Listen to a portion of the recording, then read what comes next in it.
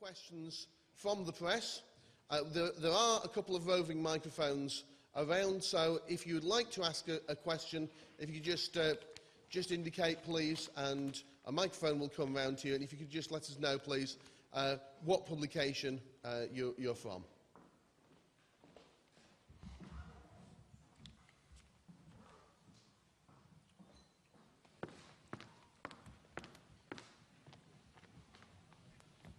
Any questions? Gentleman at the back there. Chris Hope from the Telegraph. Nigel, what is your strategy to win the election? It looks like you're not doing so well in apart from 3 target seats. Are you thinking of a new strategy at the moment? How will you campaign into the final 9 days of campaigning? Well, look, as I say, every attempt has been made to talk UKIP down. Every prediction that has been made about UKIP at election after election since really the beginning of 2011 has actually proved to be wrong. And we nearly always, surprise the commentators and surprise the observers. And part of that is the methodology that is used by polling companies. There are polling companies out there producing results in which the UKIP name isn't even prompted on the initial list. There are also companies out there, most of the companies out there, that re-weight the undecideds back on the basis of the share of the vote UKIP got in 2010. I mean, Harold Wilson said a week's a long time in politics. I tell you, in UKIP terms, 5 years is a lifetime. So the polls are under-predicting us. And when I said to you earlier that 19% of the Labour 2010 vote was intending to vote UKIP, Chris, that also included Scotland. So if you strip Scotland out of that, you're actually talking in areas like this, a very, very significant percentage of a Labour vote that is by the day coming to UKIP.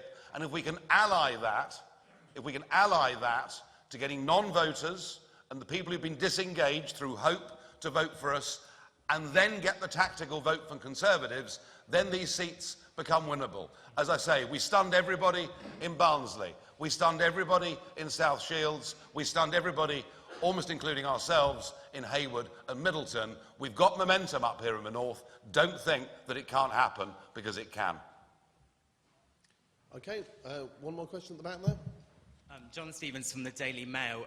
We're getting news that the entertainer Keith Harris has died. Mr Farage, are there any remarks you'd like to make in tribute? No, I'm not going to make any personal remarks about Keith Harris, other than I'm very sorry to hear that he's died. I suspect that question's rather a trick one, and I'm not going to get caught up on it. Thank you. Okay. Owen Bennett here from the Daily Express Online. You talk about the Labour vote here being taken for granted over the years. And I just wondered, Nigel, how a former city trader went to an independent school feels that he can reconnect with that Labour vote, which has been taken for granted by people, you say, from the metropolitan elite. Well, unlike the type of people the Labour Party sends up to the northeast of England to become their members of Parliament, unlike them, believe it or not, it may be difficult for many to understand this, but do you know what? I actually had a job once. How about that? Because none of them ever have. And for 20 years, I worked in private business, in the commodities metals business.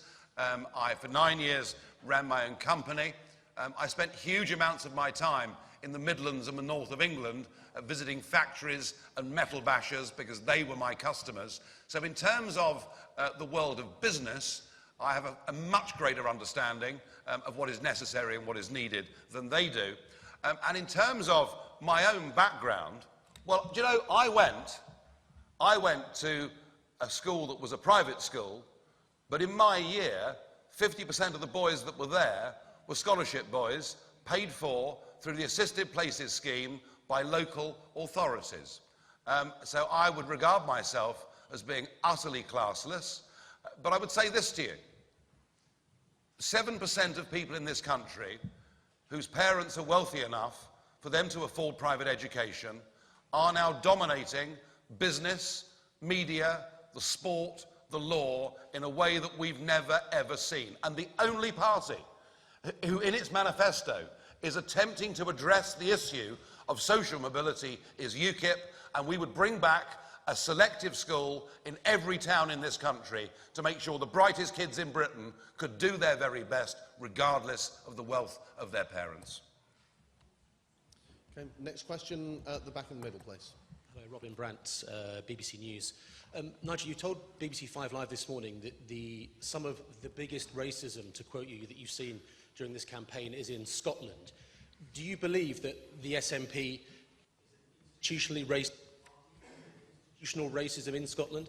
What I believe is that this constant attempt, and you know, the Prime Minister himself in the past has done it, it was Chuka Umunna doing it yesterday, this constant attempt to try to paint UKIP out to be a racist party is wholly unjustified, grossly unfair, is leading people out there who agree with UKIP to almost feel shy about talking about it, such as the level of demonisation.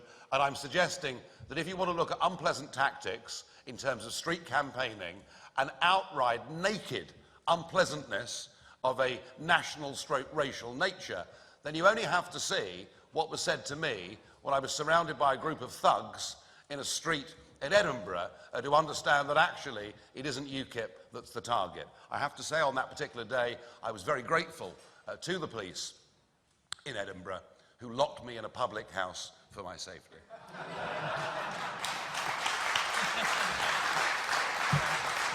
It's very funny.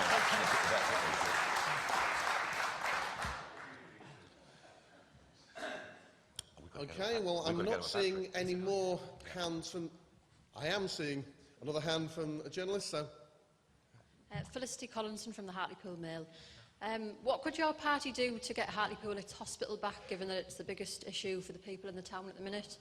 And also, what do you think of the town, sort of a town of this size, not having its own hospital? I think I'll take that one. Yeah. Yes, I mean, we are saying very, very clearly, and I've been campaigning on this issue for the last year, that it is an absolute scandal, you know, that we haven't got the full range of services at the Hartlepool Hospital. I think it's about political pressure. You know, and if I'm elected as the MP in 10 days' time for Hartlepool, I will start on the night to put political pressure on Alan Foster and the Health Trust, because we need to have those local services. We can't expect everybody, you know, 90,000 people in Hartlepool to be going to North Tees and James Cook, which is already over capacity. So I'll be fighting from day one to get those services back to the Hartlepool Hospital.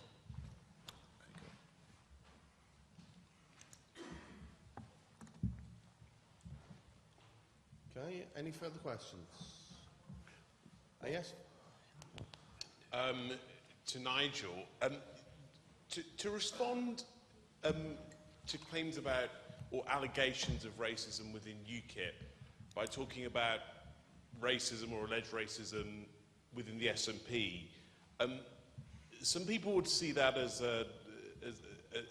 being in denial about, you know, what people see is happening within your own party. Is that a fair characterisation? No, it's not. And your obsession, your media obsession with attempting to paint UKIP out to be a racist party is something I'm getting really rather bored with. Yes, exactly.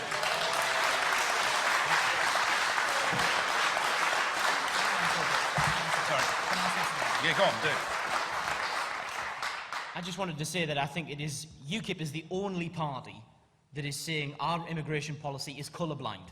You know, we're the only ones saying you've got to treat everyone the same, everyone fairly, everyone equally. You judge each individual by their own skills and talents, and that's why that Australian points-based system is actually very popular and is a very good policy.